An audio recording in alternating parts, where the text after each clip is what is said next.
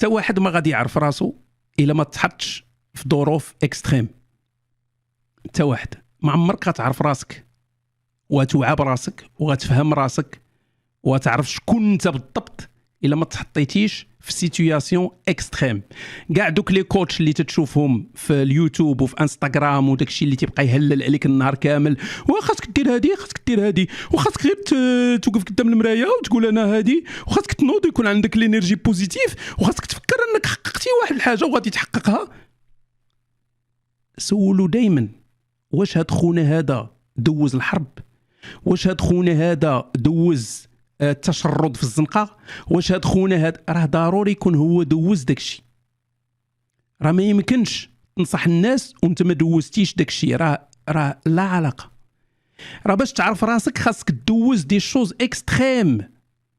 من تنقولوا اكستريم دوز الوين لك حل في هذه الحياه هذه حتى تولي تفهم راسك. او لا الا ما قدرتيش تدوز انت محظوظ، حياتك كلها مزيانه، ما عمرك طحتي في ظروف خايبه، انت محظوظ. مثلا انت خاصك تحط راسك في هذه لي سيتوياسيون. كيفاش؟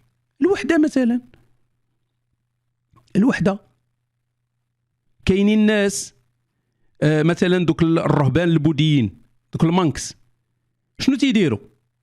تيدير ليه ريتريت، تيمشي 3 شهور 6 شهور هو بوحدو في شي قنت، تيدير ميديتاسيون بوحدو.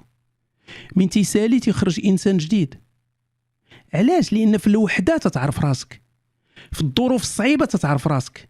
الا كنتي في السجن الانفرادي راه خايب، ولكن في السجن الانفرادي غيعلمك شكون نتايا.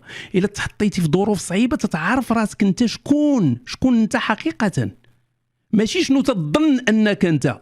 راه كاين شي حوايج انت تقدر تكون قوي 100 مره من القوه اللي تظن راسك انت عليها دابا. الا ما تحطيتيش في سيتوياسيون ما غتعرفش.